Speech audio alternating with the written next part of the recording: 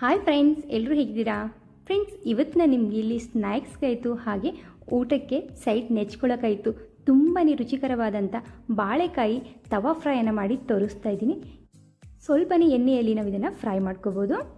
ಮೊದಲಿಗೆ ನಾನಿಲ್ಲಿ ಒಂದು ಬಾಳೆಕಾಯಿಯನ್ನು ತಗೊಂಡಿದ್ದೀನಿ. ಈ ಬಾಳೆಕಾಯಿ ನಾನು ತಂದುಬಿಟ್ಟು ಒಂದು 4 ದಿನ ಆಯಿತು. ಸೊ ಅದ್ರಗೋಸ್ಕರ ಇಲ್ಲಿ ಕಲರ್ ಚೇಂಜ್ ಆಗಿದೆ. ಇದ್ರ ಮೇಲಿರುವಂಥ ಸಿಪ್ಪೆಯನ್ನು ಸಪ್ರೇಟನ್ನಾಗಿ ಮಾಡ್ಕೋಬೇಕು. ಚೆನ್ನಾಗಿ ಮೊದಲಿಗೆ ವಾಶ್ ಮಾಡಿಕೊಂಡು ನಂತರ ನಾವು ಸಿಪ್ಪೆಯನ್ನು ಸಪ್ರೇಟನ್ನಾಗಿ ಮಾಡ್ಕೋಬೇಕು.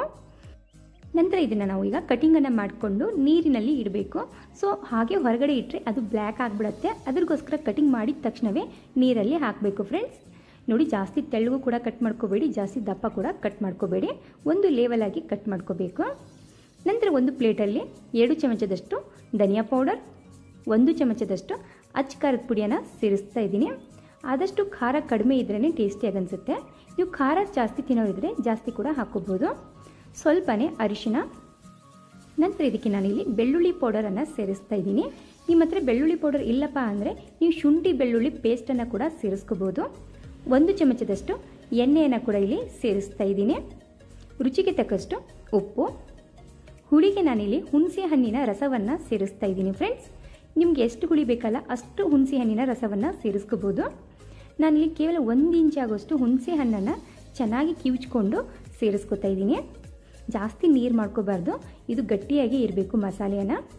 ಸೊ ನಾನು ಕೇವಲ ಒಂದು ಬಾಳೆಕಾಯಿದು ರೆಸಿಪಿಯನ್ನು ಮಾಡಿ ತೋರಿಸ್ತಾ ಇದ್ದೀನಿ. ಹಾಗಾಗಿ ಕ್ವಾಂಟಿಟಿಯನ್ನು ನಾನಿಲ್ಲಿ ಸ್ವಲ್ಪನೇ ತಗೊಂಡಿದ್ದೀನಿ.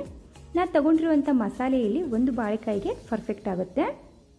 ಈಗ ಬಾಳೆಕಾಯಿನ ಒಂದೊಂದೇ ತೊಗೊಂಡ್ಬಿಟ್ಟು ಚೆನ್ನಾಗಿ ಮಸಾಲೆಯನ್ನು ನಾವು ಹಚ್ಚಬೇಕು.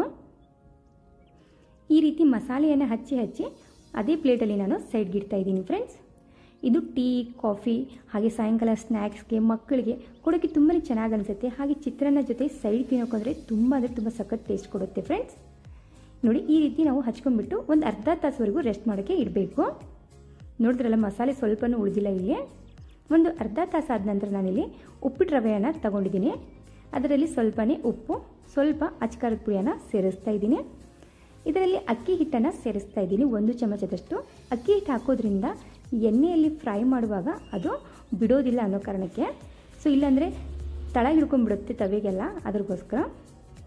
ಈಗ ನಾನಿಲ್ಲಿ ಅರ್ಧ ತಾಸು ಆದ ನಂತರ ಒಂದೊಂದೇ ಬಾಳೆಕಾಯನ್ನು ತಗೊಂಡ್ಬಿಟ್ಟು ಈ ರವೆಯಲ್ಲಿ ಡಿಪ್ ಮಾಡ್ತಾ ಇದ್ದೀನಿ. ಫ್ರೆಂಡ್ಸ್, ನೀವು ಬೇಡಪ್ಪ ನಮಗೆ ರವೆ ಇಷ್ಟ ಇಲ್ಲ ಅನ್ನೋರಿದ್ರೆ ಹಾಗೆ ಕೂಡ ನೀವು ಎಣ್ಣೆಯಲ್ಲಿ ಫ್ರೈ ಮಾಡ್ಕೋಬೋದು. ನೀವು ಬೇಕಂದರೆ ಇದು ಡಿಪ್ ಫ್ರೈ ಕೂಡ ಮಾಡ್ಕೋಬೋದು. ನಾನಿಲ್ಲಿ ಡಿಪ್ ಫ್ರೈ ಮಾಡ್ತಾ ಇಲ್ಲ, ಸಿಂಪಲಾಗಿ ಒಂದು 2 ರಿಂದ 3 ಚಮಚ ಎಣ್ಣೆಯಲ್ಲಿ ಫ್ರೈ ಮಾಡಿ ತೋರಿಸ್ತಾ ಇದ್ದೀನಿ. ಈಗ ಎಣ್ಣೆ ಕಾದ್ಮೇಲೆ ಒಂದೊಂದಾಗಿ ನಾನಿಲ್ಲಿ ಸೈಡ್ಗೆ ಇಡ್ತಾ ಇದ್ದೀನಿ. ಸ್ವಲ್ಪನೇ ಎಣ್ಣೆಯಲ್ಲಿ ಕೂಡ ತುಂಬ ಟೇಸ್ಟಿಯಾಗಿ ಅನಿಸುತ್ತೆ. ಫ್ರೆಂಡ್ಸ್, ಇದು ಒಂದ್ಸತಿ ನೀವು ಬಾಳೆಕಾಯಿನ ತಂದುಬಿಟ್ಟು ಈ ರೀತಿ ಫ್ರೈ ಮಾಡಿ ನೋಡಿ, ಖಂಡಿತ ಪ್ರತಿಯೊಬ್ಬರು ಇಷ್ಟಪಡ್ತಾರೆ. ವಾರದಲ್ಲಿ 3 ಸತಿ ಮಾತ್ರ ನೀವು ಮನೆಯಲ್ಲಿ ಇದನ್ನೇ ಫ್ರೈ ಮಾಡೋಕ್ಕೆ ಹೇಳ್ತಾರೆ, ಅಷ್ಟು ಚೆನ್ನಾಗಾಗುತ್ತೆ.